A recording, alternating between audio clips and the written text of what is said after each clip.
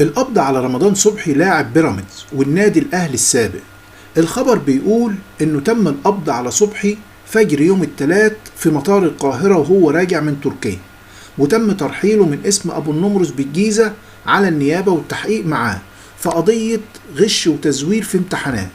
واللي أنا فهمته من الخبر إن أحد الطلاب ادعى إن الكابتن رمضان اتفق معاه يحضر بداله الامتحانات، فإدارة المعهد اكتشفت العملية دي وقامت بالتحقيق مع الطالب اللي قال إن الكابتن رمضان هو اللي اتفق معاه على إنه يدخل بداله الامتحان.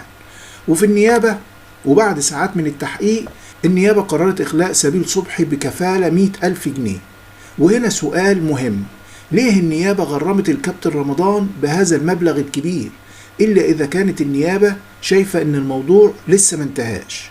المهم ما علينا، خلونا في موضوعنا. في ناس شافت الكابتن رمضان بكاب وترنج وهو خارج من النيابة، وكان الكابتن شريف إكرامي أخو مراته مستنيه هناك، ومن المتوقع إن النيابة تقوم بمواجهة بين اللاعب والطالب اللي تم ضبطه في واقعة التزييف في الامتحان إياه، علشان النيابة تتأكد من إذا كان صبحي صادق ولا مدان. وطبعا لو صبحي صادق هيطلع براءة، طب لو مدان إيه هو الحكم المتوقع في الحالة دي؟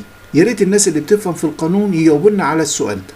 ولغاية هنا يخلص خبر النهاردة، وأشوف وشكم على خير في خبر جديد بإذن الله، وسلام.